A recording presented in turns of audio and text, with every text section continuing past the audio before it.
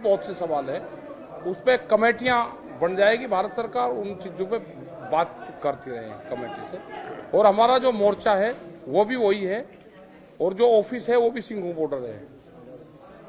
जहां कच्चे मोर्चे थे उनको पक्के बनाया जा रहा और मजबूत बनाया जा रहा। वो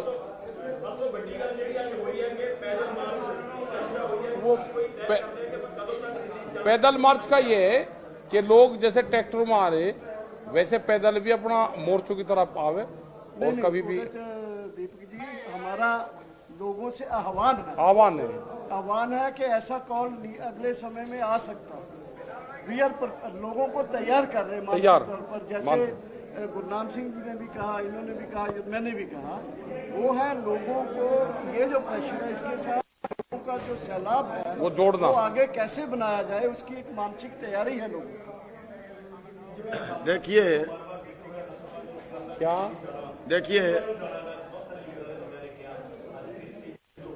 नहीं, दिल्ली च देखो पहले ही बैठे हैं, दिल्ली में तो बैठे हैं। थोड़ा सवाल है बाद में कर ले, एक बार हम बात रख लें। इस करके इन्हू थोड़ा जा देखो लंबा अंदोलन चलना सानू पता लग गया, जिवें दे उन्होंने कानूनों के बारे किया। इस करके दिल्ली च पहला चलने होने हैं। ਇਹ ਜਿਹੜੀਆਂ पंचायतों ने महाराष्ट्र ਦੇ ਵਿੱਚ डेट रखी हुई है, कर्नाटक च है, झारखंड च है, पंचायत उनका तो मतलब दिल्ली होगा ना। ਇਹ ਜਨ ਅੰਦੋਲਨ ਜਿਹੜੇ ਦੇਸ਼ ਦੇ ਲੋਕਾਂ ਦਾ ਇਕੱਠ ਹੋ ਰਿਹਾ ਹੈ, ਇਹਨਾਂ ਨੂੰ ਮਾਨਸਿਕ ਤੌਰ ਤੇ ਅਸੀਂ ਤਿਆਰ ਕਰਨ ਲਈ ਆ ਰਹੇ ਹਾਂ ਕਿ ਚਲੋ ਹੁਣ ਆਪਾਂ ਸਾਰੇ ਲੋਕਾਂ ਨੇ ਜਿਵੇਂ ਅੰਗਰੇਜ਼ਾਂ ਦੇ ਖਿਲਾਫ ਵੱਡੇ ਪ੍ਰੋਗਰਾਮ ਹੋਏ ਸੀ, ਉਸ ਕਿਸਮ ਦੇ ਪ੍ਰੋਗਰਾਮ ਕਿਸਾਨਾਂ ਦੇ ਪੱਖ 'ਚ ਦੇਸ਼ ਦੀ ਜਨਤਾ, ਪਿੰਡਾਂ ਦੇ ਲੋਕ ਨੇ ਜਿਹੜੇ ਖੜੇ ਹੋਣੇ।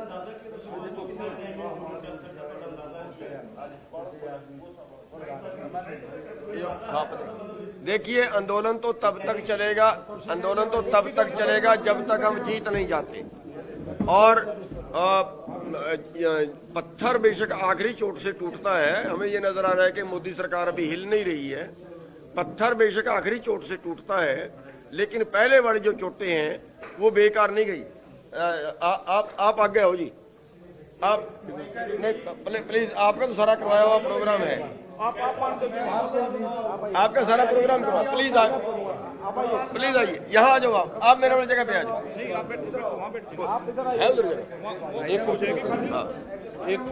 एक कुर्सी बीच में और लगाओ, एक कुर्सी लगा दे बीच में, कुर्सी लगा दे। आइए, आपका सारा प्रोग्राम करवाया, आपको तो आओ ना बीच में। भूप सिंह, यही तो है काम।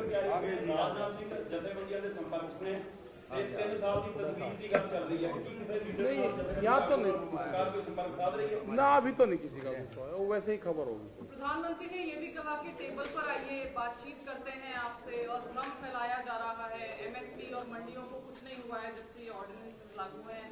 तो जो उन्होंने कहा उसको आप कैसे देखते हैं? जो देखिए पार्लियामेंट में जो भाषण दिए प्रधानमंत्री जी ने, उन्होंने एकदम भ्रम फैलाने की कोशिश की है। क्योंकि मंडियों के बारे में उन्होंने जो बोला है कि प्राइवेट मंडी भी होगी, गवर्नमेंट में, हमने बहुत क्लियर कर दिया है उन्हें पहले 11 राउंड्स में कि प्राइवेट मंडी हमें नहीं चाहिए। 1 सेकेंडली एमएसपी है, था, रहेगा। उसके बारे में हमारा कहना ये है कि एमएसपी नहीं था। एमएसपी बिहार में कहाँ मिलता है, मध्य प्रदेश में कहाँ मिलता है? एमएसपी नहीं है, नंबर 1। नंबर 2, पंजाब में एमएसपी और गेहूं और पैडी पर मिलता है, मक्की पे नहीं मिला है। तमाम 23 फसलों को बाजार खरीदे, सरकार खरीदे, सबको एक गारंटी होना चाहिए कि अगर उसको एमएसपी नहीं मिला है, वो व्यापारी ने खरीदा तब भी जनता उसका जो उसकी जो सजा का वो होना चाहिए, एक कानून बनना चाहिए। इसलिए हमारा ये कहना है कि वो गलत बयानबाजी कर रहे हैं। एमएसपी ना, बल्कि जो है वो हमें मंजूर नहीं है। रिटर्न एश्योरेंस दें, कागज पर लिख के दें कि सबको एमएसपी मिलेगा, सब फसलों पर मिलेगा। फिर उसके बारे में जो भी उन्होंने लॉजिस्टिकली चीजों को बनाना है वो हम बनाने के लिए तैयार हैं। क्यों जी? मोटे तौर पे ये है कि वो एमएसपी तय तो कर रहे हैं, खरीद नहीं रहे। और उसका आंकड़ा ये बता रहा है कि आज हमें 17 लाख करोड़ रुपया हमारी जेब में जाना चाहिए 23 फसलों में अगर एमएसपी में बिकती है। लेकिन आज जो किसान को मिल रहा है वो 13 से 14 लाख करोड़ मिल रहा है, यानी 3 से 4 लाख करोड़ का पर साल नुकसान है। एमएसपी से भी कम मिल रहा है, न्यूनतम से भी कम मिल रहा है। अब जब हम उनसे बात करते हैं, कई बार बीच में बात हुई, वो वहां तो और बयान दे रहे हैं कि एमएसपी है, था, एमएसपी है, एमएसपी रहेगा, वो उसके तय करने की बात करते हैं। खरीदने की बात नहीं कर रहे। हमने मीटिंग में अमित शाह जी से सवाल किया था कि क्या आप इनके खरीदने की गारंटी देते हो, उनका साफ तौर पे इनकार था। और ये जो है केवल उतना खरीद रहे हैं जितना इनको पीडीएस में पीले कार्ड वालों को देना होता है, केवल उतना खरीद रहे हैं। और आपके सामने है, बिहार में 1100 रुपए में धान बिका, हरियाणा में 1100 रुपए में मक्का बिका, 1850 रेट था। हरियाणा में सरसों नहीं बिकी, हरियाणा में बाजरा नहीं बिका, हरियाणा में कपास पे कई कट लगा है, हरियाणा में मूंगफली 1000 रुपए सस्ती बिकी है। एमएसपी से कम बिक रही है सभी चीजें, और एमएसपी तय कर रहे हैं, एमएसपी दे नहीं रहे हैं। सबसे बड़ा सवाल है देश के। हालांकि एमएसपी तय करने का जो उनका फार्मूला है, वो फार्मूला भी जो हम डिमांड करते हैं स्वामीनाथन कमीशन का C2 + 50%, उससे तय नहीं होता है। वो तय करते हैं A2 + FN, फैमिली लेबर। जो इन्होंने तय किया है ना, आज अगर धान का मोल हम देखें तो धान में अगर C2 से तय करें तो 600 रुपए और बढ़ते हैं, धान में, गेहूं में ज्यादा बढ़ते हैं। तो उसमें अगर C2 से तय करें तो 600 रुपए और बढ़ते हैं। तो हाँ, तो सभी फसलों में ऐसे ही है कि अगर C2 के हिसाब से मिले तो देश का किसान बच ही जाएगा। अभी तो ये A2 + FL दे रहे हैं, यानी उसमें ठेका, उसमें इन्वेस्टमेंट का ब्याज, वो सभी चीजें हमारा रेट तय करते वक्त नहीं जोड़ रहे हैं।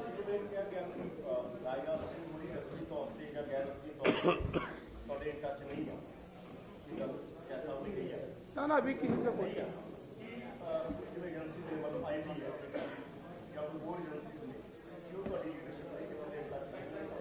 नहीं, देखो साडे नाल government the official in touch कोई नहीं है, नंबर 1। नंबर 2, साडे वालों अपनी जथेबंदियों वालों कोई इस किस्म का मैकेनिज्म नहीं है। 2, नंबर 3, अगर कोई अधिकारी किसी के फोन पर बात कर लेता है और कर ले, that's a different matter, that is totally, बल्कि हमारा किसी से कोई लेना देना लिंक नहीं। बहुत हम वेट कर रहे हैं कि कोई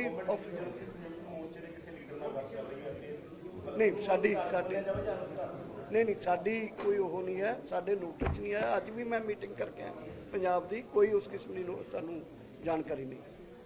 लेकिन सर, जो एक फोन कॉल की दूरी 1000 मील की दूरी लग रही है, उधर से शुरुआत नहीं हो रही है, आप लोगों की तरफ से भी संपर्क नहीं किया जा रहा? ऐसे ना संपर्क तो जब करें ना उनसे, जब उनका कोई डाटा बेस और वो कोई तैयार हो, वो तो पहले जैसे वे बातचीत करते थे उनके पास में पूरा सिस्टम है। पहले ही वो संयुक्त मोर्चे के पास में कॉल आती थी उनको मीटिंग करनी होती थी। वो तो एक कहने की बात है कि हम एक फोन कर ले तो हम बात कर लेंगे, उस तरह का अभी सरकार का कोई मैसेज नहीं है। प्रधानमंत्री जी ने नंबर नहीं दिया, बात तो हम कर लेते, लेकिन उन्होंने नंबर नहीं दिया कि कौन से नंबर पे बात करनी है। अभी नहीं उस तरह जैसे वो मजाक कर रहे हैं देश के जरिए बोल देते हैं कि हम बात करने के रोज बोलते हैं, हम रोज बोलते हैं देश हर के चैनल पे, हर उसमें हम रोज बोलते हैं कि हम बात करने के लिए तैयार हैं, but you come with some proposal. बात नहीं, टाइम, जगह और प्रपोजल के साथ आइए, हम तो कल बात कर लेंगे, हमें क्या दिक्कत है। देश के किसानों से एक तरह से मजाक कर रहे हैं कि एक कॉल की दूरी है। अब ये कॉल बताओ, कॉल तो उन्हीं को करनी है ना, और हम तो यहाँ बैठे हुए हैं। 11 बार उन्होंने बुलाए, 11 बार गए, 11 बार में तो बात नहीं निपटी। 12वें बार बुलाएंगे तो भी जाएंगे, हमने तो कभी इनकार किया ही नहीं जाने से। और उसके बावजूद वो कहे कॉल की दूरी, और वो कॉल कब होगी, वो कितने दिन में होगी, कितने साल में होगी, अब नहीं पता। ये मतलब प्रधानमंत्री के लेवल का तो ये बात होनी भी नहीं चाहिए।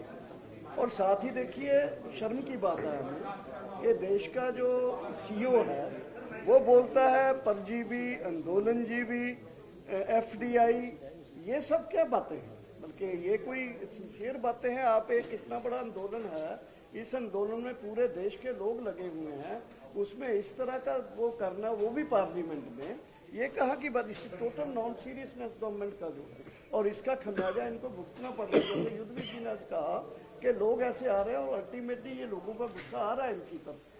ये पहले प्रधानमंत्री जो इस तरह से कर रहे हैं, मुझे लगता है कि इनको कोई ना तो अपने देश से, ना अपनी कौम से, ना अपने किसानों से, ना अपने लोगों से कोई प्यार नहीं है। ये बड़े जो जिनको बेच रहे हैं देश, ये अपने अंबानी, अडानी और दूसरे कॉर्पोरेट, जो उनके साथ ही इनका लगाव है, हमारे साथ नहीं। क्यों जी?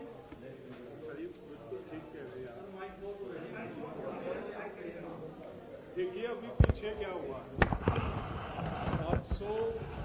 50 लाख करोड़ रुपया इंडस्ट्री को लोन दिया गया, 61,000 करोड़ रुपया एनपीए किया गया 10 इंडस्ट्रियलिस्ट का।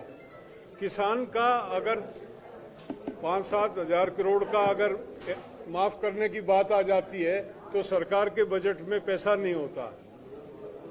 केवल 10 इंडस्ट्रियलिस्ट का 61,000 करोड़ रुपया इन लोगों ने राइट ऑफ 61,000 करोड़ रुपया माफ किया इन्होंने। और हम जब मांग करते हैं तब ये कहते हैं कि हमारे पास पैसा नहीं है। ये दोहरी नीति है। ये एमओयू पहले साइन हो गया था अडानी के साथ कि आप जितने भी गोदाम बनाओगे उनमें उनका प्रबंध, उसमें जो गल्ला रखने का प्रबंध हम करेंगे, इस तरह का कानून लेके आएंगे। इन्होंने वो लिमिट हटा दी एसेंशियल कमोडिटी की। और मैं तो आप प्रेस के माध्यम से ये कहूंगा, वो जो लिमिट हटी है वो हमको प्रोड्यूसर को तो मारेगी, क्योंकि वो जो जिसके पास स्टॉक होगा वो फसल के टाइम पे तो उसको रिलीज करके मार्केट में पैसे गिराएगा, और जिस दिन वो उसके गोदाम में आ जाएगा उस दिन कंज्यूमर मरेगा। इस लड़ाई में हम अपील उस कंज्यूमर से भी कर रहे हैं बार बार कि अगला नंबर आपका, आज हम धार पे रखे हैं, अगली तलवार आपके गर्दन पे होगी। अब क्यों ना अभी साथ आ जाएं और साथ आके इसको अभी निपटा दें इस पूंजीवाद को, ना तो इस देश में पूंजीवाद, इस तरह का पूंजीवाद आएगा। कई दफे प्रधानमंत्री जी ने दूध का जिक्र किया कि डेयरी फार्मर को फायदा होगा। ये जो मॉडल लेके आए, डेयरी फार्मर पूरे यूरोप में आंदोलन करता, वहां पे क्या कानून है कि डेयरी से ही आप दूध खरीद सकते हैं, डायरेक्ट जो है किसान जो है कंज्यूमर को नहीं दे सकता। किसान से 29 सेंट में लिया जाता दूध और 1 यूरो 10 सेंट में डेयरी बेचती है उसको। इतनी बुरी हालत में है यूरोप का किसान। अगर सब्सिडी ना हो, कैश सब्सिडी ना हो, पर काऊ कैश सब्सिडी है तो सरवाइव नहीं कर सकता। यहाँ पे इन्होंने कर दिया 2 गाय होंगी तो आपको कमर्शियल मीटर लेना पड़ेगा, 6 अगर गाय हैं तो आपको 6 पशु हैं तो आपको रजिस्टर्ड कराना पड़ेगा। हर किसान के पास 2-4 भैंस, 2-4 कटिया बछिया हो जाती हैं, सब रजिस्टर्ड होंगे। सबका ये थोड़े दिन में इंस्पेक्टर घूमेंगे और किसान घूमता रहेगा, रिश्वत देता और उनको कराता। ये शिकंजा का एक ऑर्गेनाइज सेक्टर को सौंपने का शिकंजा है। खाली खेत नहीं सौंपे जा रहे हैं, ये फसलें, गल्ला, गेहूं, अनाज नहीं सौंपा जा रहा। डेयरी सेक्टर भी उन्हीं के शिकंजे में जाने की तैयारी हो रही है। कुछ नियम तो बदल दिए हैं और जिस दिन ये अगला कदम ये होगा कि डायरेक्ट जो है सेल, आज 80% दूध को सीधा जो है प्रोड्यूसर कंज्यूमर को बेचता, उत्पादक जो है वो उपभोक्ता को देता है।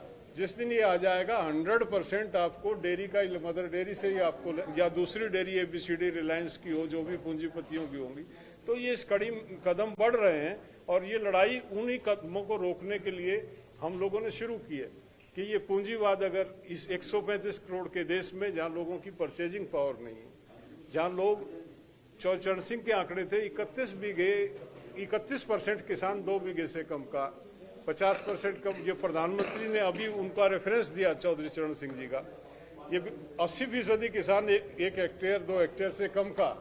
इतने छोटे किसान को यूरोपियन मॉडल में डालना मतलब कहीं फिट नहीं बैठता। हमने बार बार कहा कि अगर हिंदुस्तान को देखना है तो चौधरी चरण सिंह के परिप्रेक्ष्य में जाओ। उन्होंने एक पुस्तक लिखी है, भारत की भयावह आर्थिक स्थिति, कारण और निदान। उसमें उन्होंने लिखा कि ये माइग्रेशन जो बढ़ रहा, ये इसलिए बढ़ रहा है कि देहात को इग्नोर किया। हमेशा जो जितना इन्वेस्टमेंट हुआ वो शहरीकरण की तरफ हुआ। देहात के नौजवान को अगर गांव में रोकना, पलायन अगर गांव का रोकना है तो हमको लघु उद्योग पे और कुटीर उद्योग पे जाना पड़ेगा। गांव के बच्चों को एक मार्केट सुनिश्चित करानी पड़ेगी। ये तमाम इश्यूज हैं हमारे इनके, जो गांव के टोटल इश्यूज को। और यूथ आज में जो इतना नौजवान हमारे साथ जुड़ा है, कहीं ना कहीं वो पीड़ित है इस सिस्टम से, वो असंतोष है जिसकी वजह से वो हमारे साथ आया। तो ये बड़ी लड़ाई है और इसमें आप लोगों का, मीडिया का एक सार्थक सहयोग जो हमें मिल रहा अब तक, निश्चित तौर पे ये सहयोग मिलता रहेगा तो इस लड़ाई को जीतेंगे, ये हमको यकीन है और इसी रणनीति पे हम काम कर रहे हैं। आप कहेंगे? बस आप लोगों ने कह दिया जो किसान ਪੰਜਾਬ ਦੇ ਵਿੱਚ ਮਹਾਪੰਚਾਇਤਾਂ ਦੀ ਸ਼ੁਰੂਆਤ ਹੋਈ ਆ, ਇਹ ਆਉਣ ਵਾਲੇ ਹੋਰ ਜ਼ਿਲ੍ਹਿਆਂ 'ਚ ਵੀ ਹੋਊਗੀ। ਦੇਖੋ ਪੰਜਾਬ ਦੇ ਵਿੱਚ ਬਹੁਤ ਵੱਡੀ ਮਹਾਪੰਚਾਇਤ ਕੱਲ ਹੋਈ ਹੈ और मुझे लगता है कि ये जो फिनोमेना है ये पूरे देश अभी महाराष्ट्र में रखी हुई है, 20 तारीख की तो इसका मतलब ये है कि देश जाग रहा है, किसान आंदोलन देश को जगा रहा है और देश के तमाम खेतों खलिहानों में जो काम करने वाले रहने वाले जो लोग हैं वो उठ रहे हैं, एक किसान क्रांति, जैसे कैद जी ने बोला, किसान क्रांति की तरफ बढ़ रहे हैं। एक बात मेरी रहेगी, पहली दफे इसमें ऐसा हुआ है कि किसान और मजदूर साथ आए। जो गांव का खेती में जुड़ा हुआ मजदूर है उसको भी एहसास हो गया है कि अगर खेती निकल गई तो उसका भी जीवन, क्योंकि एक दूसरे के पूरक है, ना तो किसान मजदूर के बिना जिंदा रह सकता, ना मजदूर किसान के बिना जिंदा रह सकता। और पहली दफे ये हमको फूट डाल के अलग अलग रखते थे, पहली दफे दोनों ने ये महसूस किया। किसान ने भी निवेदन किया, भाई लड़ाई हमारी, आप ये एक लड़ाई है, हमारे अस्तित्व की लड़ाई है। मजदूर और किसान इसमें आप देखेंगे तमाम जो है, जो खेती और मजदूर है, किसान है, वो एक संयुक्त मोर्चे का अंग बन के इसमें उभरा है। ये इस लड़ाई की खूबसूरती है जो पहली दफे आजादी के बाद इस देश में हुआ। जल्दी ही सेंट्रल ट्रेड यूनियन के साथ बैठक करके हम एक किसान मजदूर एकता दिवस का ऐलान करने जा रहे हैं, जल्दी बहुत जल्दी। प्रधान जी, सारी किसान यूनियन बैठी है। एक क्वेश्चन है प्रधान जी, खासकर आपसे, जितने भी जो अडानी अंबानी को गोदाम के लिए जमीन गई है अधिग्रहण के लिए, उसमें जैसे नौड़त था हमारा हरियाणा में गाँव, वह आदमी 100 किले गए उनके प्रधान जी, तो कितना दे दिया 5 किले 10 किले का मुआवजा, फिर उन्होंने रोक लगाई तो 5 करोड़ का भी दे दिया बाद में। तो वो लोग जो चाहे हैं उनमें लाइन बिछा दी 100 किला में, वो चाहते हैं पूरे 100 किला के मान गाँव के गाँव वो साथ आना चाहते हैं। वो चाहते हैं कि जो जमीन अडानी अंबानी को दे दी उस जमीन के बारे में भी कोई ना कोई किसान यूनियन वो भी मुद्दा लेकर चले। आपके आंदोलन में कोई असामाजिक तत्व नहीं घुसे आगे, इसके लिए किसी तरह के कोई प्रबंध? यही है कि सामाजिक तत्व का पता चल जाता है, हम पकड़ते हैं हमको। उसकी भाषा क्या है, वो हाथ में डला ले रहा, वो भड़का रहा, वो किसी के साथ में वैसे बदतमीजी कर रहा, तोड़ फोड़ कर रहा, पुलिस वालों के गले में झगड़ा कर रहा, तो उसका पता चल जाता है कि ये है। तो इन चीजों को हम जो सब लोग हैं आपस में देखते हैं उसको, और वो आदमी अगर गलत आदमी है तो पकड़ में आ जाता है हमारा। इसी उससे पकड़े हम, उसकी भाषा से पकड़ लेते हैं, एक शब्द से। 26 तारीख में हम गए यहाँ से, वो एक दीवार पर खड़ा वहां पे, और उसने कहा जी आप कहाँ थे, आपको तो वे सरदार ढूंढ रहे। मैं कहा भाई सब पकड़ो, मैं गुज्जर, वे साथी। मैं कहा भाई ये कहाँ से है, कह लीजिए मैं तो इटावा का। वो कह ले जी कल ये कैन लेकर आ रहा था और ये कल हैदराबाद का बता रहा था। मैं कहा पकड़ो। वो पकड़ा और वो फिर पुलिस को दिया। तो उसके एक शब्द से पता चल जाता है कि इसका मोटिव क्या है। तो हम सब अपने जो नौजवान हैं हमारे लगे हुए हैं, ये सब हमारे वॉलंटियर हैं वहाँ पे, कैसे पकड़ते हैं ये सब, कौन आदमी क्या है। हमने वो करा है कि जो आदमी टेंट में या कहीं पर रुक रहा है उसका आधार कार्ड, वो किसके साथ में है, उसकी क्या विचारधारा है। अगर किसी पर आधार कार्ड नहीं है तो या तो कैंप छोड़ देगा, या 5 आदमी अगर उसके गारंटर हैं, उनका जानने वाला है तो रुकेगा। नहीं तो सब हमारा चेकिंग अभियान चलता है, हमारा हाथ वो भी चलता है चेकिंग अभियान, पूरे ग्रुप वे चलाते हैं उसको, कोई कुछ सब चलता है, सब वॉलंटियर हमारे ट्रेंड है सब।